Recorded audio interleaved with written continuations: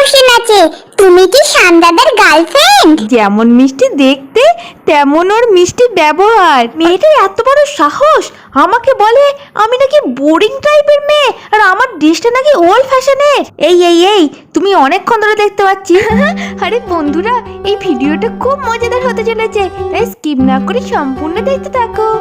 I am so happy শান, তোমার সঙ্গে আমার কতদিন পর দেখা হচ্ছে আর আমরা দুজন দুজনকে ধরে এরকম কতদিন লাপাইনি না। আজকে তো খুব মজা হচ্ছে। আরে রাই, এসব কি হচ্ছে? আমরা তো ভেবেছিলাম শান দাদার সঙ্গে গোল্ডি দিদির বিয়ে হবে। আরে হ্যাঁ, আমিও তো সেটাই জানি। এসব কি হচ্ছে আমিও তো কিছু বুঝতে পারছি না। আরে রোজি এসো, সবার সঙ্গে তোমার পরিচয় করিয়ে দিই। থাক, আর পরিচয় করে দিতে হবে না। এই 2 বছরে তোমার মুখ থেকে সবার এত গল্প শুনেছি, না পরিচয় করে দিলেও আমি ঠিক চিনে ফেলবো সবাইকে। এই তো প্রথমে দাঁড়িয়ে আছে রায় সোনা, টিঙ্কি সোনা, পিঙ্কি সোনা, এডি সোনা, তুলি সোনা আর বুবলু সোনা। কি বাচ্চারা, সবাইকে ঠিক চিনতে পেরেছি তো? আরে হ্যাঁ, বাট আমার একটা কোশ্চেন আছে, তুমি কি শান দাদার গার্লফ্রেন্ড?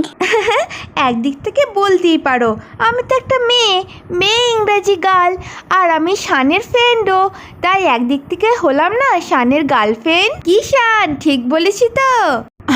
সেদিক থেকে ধরলে ঠিকই বলেছো। ও বাবা, এ কি শুনছি আমি, এ মেয়ে তো নিজেই শানের গার্লফ্রেন্ড হয়ে গেল। আর কত কি দেখতে হবে কে জানে বাবা।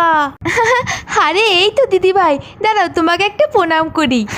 আরে থাক প্রণাম করতে হবে না, দেখো মেয়ের কাণ্ড, এতদিন বিদেশে থেকেও ভারতীয় সংস্কৃতি একটুও ভোলনি। এই ভাই, আমার না রোজিকে খুব পছন্দ হয়েছে, যেমন মিষ্টি দেখতে তেমন ওর মিষ্টি ব্যবহার। আরে আরে, মিষ্টির নাম শুনলাম, কোথায় মিষ্টি? ও গিন্নি, আমাকেও তো 2টো মিষ্টি দাও।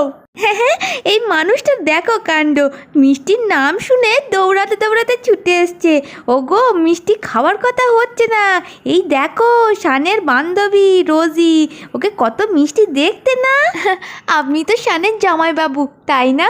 দাঁড়ান, আপনাকে আগে একটা প্রণাম করি। আরে সত্যি, তোমার খুব মিষ্টি স্বভাব। থাক বোন, আর প্রণাম করতে হবে না, যাই এবার দোকান থেকে মিষ্টিটা কিনে নিয়ে আসি। শান, সবাইকে তো চিনতে পারলাম, কিন্তু ওই যে একটা ওল্ড ফ্যাশনের ড্রেস পরে বোরিং টাইপের মেয়ে দাঁড়িয়ে আছে, ওকে তো চিনতে পারলাম না। না, আর সহ্য করা যাচ্ছে না। কি, মেয়েটার এত বড় সাহস আমাকে বলে আমি নাকি বোরিং টাইপের মেয়ে আর আমার ড্রেসটা নাকি ওল্ড ফ্যাশনের। এই তুমি অনেকক্ষণ ধরে দেখতে পাচ্ছি আমার সম্বন্ধে উল্টোপাল্টা বলে যাচ্ছ। কি ভেবেছো হ্যাঁ, আমার ড্রেসটা ওল্ড ফ্যাশনের? আরে তোমার তো কোনো ড্রেসিং সেন্সই নেই। তুমি একটা ভদ্র বাড়িতে এসেছো আর এরকম ছোট পোশাক পরে চলে এলে, তোমার কি একটু লজ্জা শরম নেই? লজ্জার কি আছে, এরকম দাদা ছোট ড্রেসটা এখন ফ্যাশনেবল, এই ড্রেস তো সবাই পরে, কিন্তু তোমার মতো সালোয়ার কামিজ শুধু আন্টিরাই পরে। হ্যাঁ, তার মানে তুমি কি বলতে চাইছো আমি আন্টি? হ্যাঁ, ওকে ওকে ওকে, অনেক হয়েছে। আমি এবার দুজনকে পরিচয় করে দিই। রোজি, ও হলো আমার ছোটবেলাকার ফ্রেন্ড গোল্ডি, আর এ হলো Rosie. Nice to meet you Goldie. হ্যাঁ, নাইস টু মিট ইউ। আরে বাহ শান, বাহ, তুই সবার কথা বলেছিস, শুধু আমার কথাটাই বলিসনি। দাঁড়া, তোকে তালে পাই, তোকে দেখাবো মজা। শান, আমি না খুব টায়ার্ড ফিল করছি, আমি একটু রেস্ট নিতে চাই। আরে হ্যাঁ, টায়ার্ড ফিল তো হবেই, এতটা জার্নি করে এসেছো না। চলো আমার ঘরে গিয়ে তুমি রেস্ট নেবে, চলো। তারপরে শান আর রোজি রুমে চলে যায়। আরে রাই, আজকে আমরা আসছি, তুই কিন্তু যা হবে পাই টু পাই সব খবর দিবি। আরে হ্যাঁ, তোরা একদম চিন্তা করিস না, সব খবর আমি তোদেরকে দেবো। আমার যা মনে হচ্ছে না, ওই মেয়েটা চুলের মুঠি ধরে যেন বন করে ঘুরিয়ে দিই। এই শানটাই হলো যত নষ্টের গোড়া, আবার আদিক খেতা করে ঘরে নিয়ে যাওয়া হয়েছে। এ মা, আমি তো এটা ভাবিনি, ওরা ঘরে গিয়ে কী করছে। না, আমাকে এখানে দাঁড়িয়ে থাকলে হবে না, যে করে হোক ওই ঘরের মধ্যে আমাকে যেতেই হবে। আরে ওই তো দিদিভাই খাবারটা নিয়ে যাচ্ছে। আরে দিদিভাই, তুমি রোজির জন্য খাবারটা নিয়ে যাচ্ছ? কই দাও, আমি গিয়ে দিয়ে আসছি। হ্যাঁ, যাবি বলছিস, যা তাহলে দিয়ে আয়। এই বলে গোল্ডি রোজির জন্যে খাবারটা নিয়ে চলে যায়। শানের প্ল্যানটা তো দেখছি পুরো কাজ করে গেছে। রোজি, গোল্ডি এসে পড়েছে। ওকে, আমি অ্যাক্টিংটা শুরু করে দিচ্ছি। ও শান, দেখো না এই ব্যাগটা সবসময় হাতে নিয়ে নিয়ে না আমার হাতটা খুব ব্যথা হয়ে গেছে। প্লিজ শান, আমার হাতটা একটু টিপে দাও না। আরে রোজি, এতে আবার প্লিজ বলার কি আছে, আমি এক্ষুনি টিপে দিচ্ছি। এই জন্যই শান তোমাকে আমার এত ভালো লাগে। আরে আরে, এসব কি হচ্ছে? শান্ত দেখছি মেয়েটার হাত টিপে দিচ্ছে। আমার কিন্তু এবার মাথা খুব গরম হয়ে যাচ্ছে। এবার আমি গিয়ে মেয়েটার হাত নয় গলাটাই টিপে ধরবো। আরে গোল্ডি, তুই রোজির খাবারটা নিয়ে এসছিস, কয় এখানে দিয়ে যা। শান, আমার তো হাতে খুব ব্যথা, আমি কি করে খাবো? আরে রোজি, আমি আছি না, আমি তোমাকে খাইয়ে দিচ্ছি। রোজি তুমি হাঁ করো। আ ওয়াও শান, এটা তো সুপার টেস্টি। বাহ শান বাহ, তোর কার্যকলাপ দেখে আমি অবাক হয়ে যাচ্ছি। এই মেয়েটা ন্যাকামো করছে আর সেই ন্যাকামোতে প্রশ্রয় দিয়ে আবার খাইয়েও দেওয়া হচ্ছে। শান, কাজটা কিন্তু তুই ঠিক করছিস না, আমি এর শেষ দেখে ছাড়বো। শান, আমি তোমার সঙ্গে একা একটু সময় কাটাতে চাই, তোমার ওই বন্ধুটাকে বলো না প্লিজ এখান থেকে চলে যেতে। হ্যাঁ, মেয়েটার কি সাহস আমাকে বলে শানের রুম থেকে চলে যেতে। দাঁড়া রে রোজি, তোর ব্যবস্থা আমি নেবো।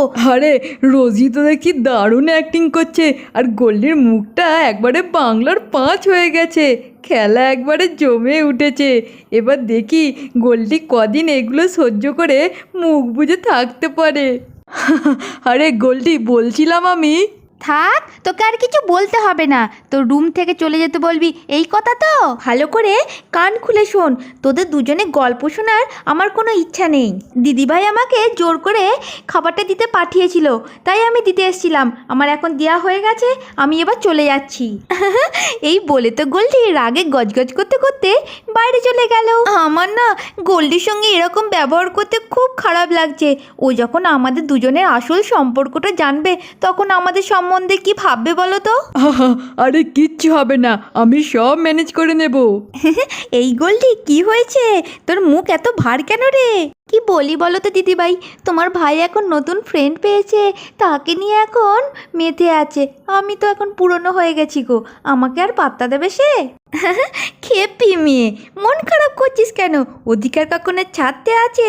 নিজের অধিকার সবসময় ছিনিয়ে নিতে হয় রে। হ্যাঁ দিদিভাই, তুমি ঠিক বলেছ, নিজের অধিকার ছিনিয়ে নিতে হবে।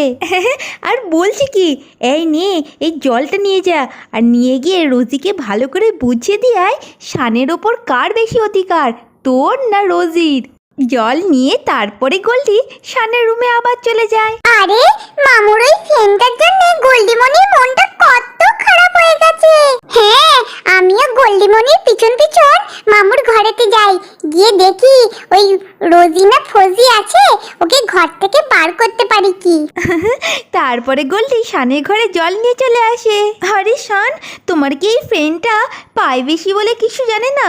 যখন তখন হুটহাট করে তোমার রুমেতে চলে আসছে। এই শোনো, আমার না তোমাদের প্রাইভেসি নষ্ট করার কোনো ইচ্ছা নাই। এই দিদিভাই জলটা দিল তাই দিতে এলাম। এই নাও তোমার জলটা ধরে নাও দেখি, আমি চলে যাচ্ছি এক্ষুনি। হ্যালো রোজিমণি, তোমার সঙ্গে গল্প করতে এলাম। আরে রাই সোনা, এসো এসো, আমার পাশে এসে বসো। আরে এই যে গোল্ডি, তুমি এখনো দাঁড়িয়ে আছো কেন? জলটা রেখে দিয়ে তুমি এবার যাও।